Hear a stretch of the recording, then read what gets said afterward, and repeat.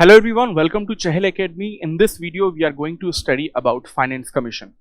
इस वीडियो में सबसे पहले हम लोग ये देखेंगे कि फाइनेंस कमीशन क्या होता है, फाइनेंस कमीशन का अपॉइंटमेंट कौन करता है, फाइनेंस कमीशन के फंक्शंस क्या होते हैं, इनकी ऑर्गेनाइजेशन क्या होती है और फाइनेंस कमीशन की हिस्ट्री क्या रही है और रिकमेंडेशंस जो दिए जाते हैं फाइनेंस कमीशन के द्वारा वो किसको और किस लिए दिए जाते हैं। इंडिया में जो फाइनेंस कमीशन होता है इसे प्रेसिडेंट ऑफ इंडिया के द्वारा एस्टैब्लिश किया जाता है।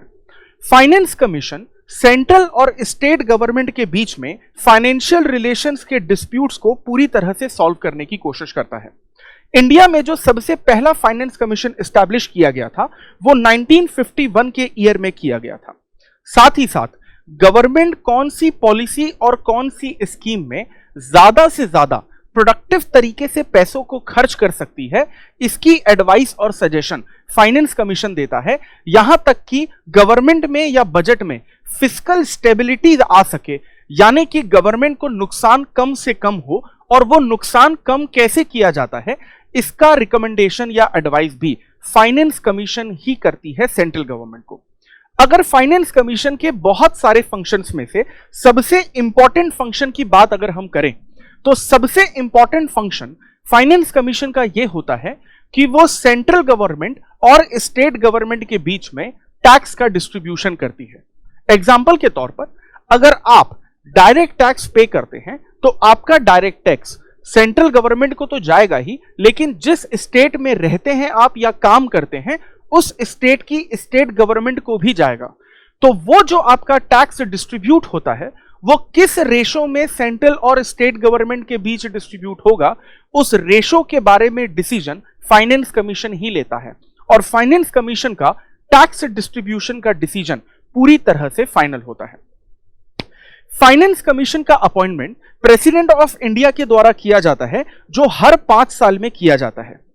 अगर कोई फाइनेंस कमीशन का चेयरमैन या मेंबर है तो उसकी कोई रिमूवल प्रोसेस नहीं है, यानी कि वो मेंबर या chairman pleasure of the president पर काम करते हैं।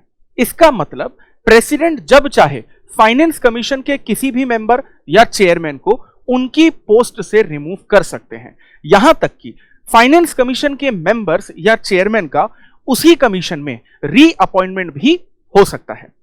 सबसे इंपॉर्टेंट फंक्शन फाइनेंस कमीशन का तो यह है ही कि सेंट्रल और स्टेट गवर्नमेंट के बीच में वो टैक्स का डिस्ट्रीब्यूशन करते हैं और ये डिस्ट्रीब्यूशन इनका पूरी तरह से फाइनल होता है। लेकिन फाइनेंस कमीशन सेंट्रल गवर्नमेंट को इस बारे में भी एडवाइस करते हैं कि किस स्टेट गवर्नमेंट को कितनी ग्रांट या कितना फंड देना चाहिए।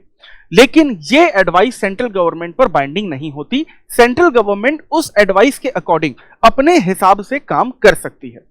जिस तरह से फाइनेंस कमीशन सेंट्रल गवर्नमेंट को एडवाइस करती है कि स्टेट गवर्नमेंट को कितना पैसा देना चाहिए, उसी तरह से फाइनेंस कमीशन हर स्टेट गवर्नमेंट को भी ये एडवाइस करती है कि आपको अपने स्टेट में पंचायत और नगरपालिका को भी कितना पैसा देना चाहिए। साथ ही साथ स्टेट गवर्नमेंट और पंचायत नगरपालिका के बीच में टैक्स डिस्ट्रीब्यूशन कितने रेशो में होगा, इसका फाइनल डिसीजन भी फाइनेंस कमीशन ही लेती है। अगर प्रेसिडेंट ऑफ इंडिया को कभी भी किसी भी मैटर पर फाइनेंशियल एडवाइस चाहिए होती है तो फाइनेंस कमीशन ही वो सबसे पहली और इंपॉर्टेंट बॉडी होती है जो प्रेसिडेंट ऑफ इंडिया को फाइनेंशियल मैटर्स पर एडवाइस करती है। अगर हम इसकी ऑर्गेनाइजेशन की बात करें तो इस फाइनेंस कमीशन का चेयरमैन सिर्फ वही हो सकता है जिन्हें पब्लिक अफेयर्स में पूरी तरह से एक्सपीरियंस हो। इसके अलावा इनके पहले मेंबर वो होते हैं जो किसी हाईकोर्ट के जज हों या कम से कम क्वालिफाइड हों हाईकोर्ट के जज बनने के लिए। इनके दूसरे मेंबर वो होते हैं जिन्हें फाइनेंस में या गवर्नमेंट के अकाउंट्स में किसी भी तरह का स्पेशल नॉलेज हो और एक्सपीरियंस हो। नेक्स्ट, इनके थर्ड मेंबर वो होते हैं जिन्हें फाइनेंशियल मैटर्स में और एडमिनिस्ट्रेशन में एक लंबा चौड़ा एक्सपीरियंस हो, और इनके फोर्थ और फाइनल मेंबर वो होते हैं जिन्हें इकोनॉमिक्स का स्पेशल नॉलेज होना चाहिए। इसका मतलब कुल मिलाकर फाइनेंस कमीशन में 5 मेंबर्स होते हैं, जिसमें से चेयरमैन होते हैं 1 और मेंबर होते हैं 4। That means the composition of finance commission is 4+1। अगर हम हिस्टोरिकल बैकग्राउंड और फैक्ट्स की बात करें तो इंडिया के जो पहले फाइनेंस कमिश्नर थे जो 1951 में बनाए गए थे वो केसी नियोगी थे। और अगर आप आज की बात करें तो रिसेंट में जो फाइनेंस कमीशन है 15th finance commission of India, उसके चेयरमैन एनके सिंह हमें देखने को मिलते हैं। फाइनेंस कमीशन का कॉन्स्टिट्यूशन में आर्टिकल नंबर 280 होता है, लेकिन फाइनेंस कमीशन जो भी रिकमेंडेशन या एडवाइस स्टेट गवर्नमेंट को, सेंट्रल गवर्नमेंट को या प्रेसिडेंट ऑफ इंडिया को करती है, उस रिकमेंडेशन का आर्टिकल कॉन्स्टिट्यूशन में 281 दिया गया है। इसी तरह के पॉलिटी के इंपॉर्टेंट टॉपिक्स को अगर आपको डिटेल में और आसान भाषा में समझना है, जो आपकी यूपीएससी सिविल सर्विसेज एग्जामिनेशन की प्रिपरेशन को और इजी बना सकते हैं, so please keep following Chahal academy. I will see you in the next video. Thank you very much.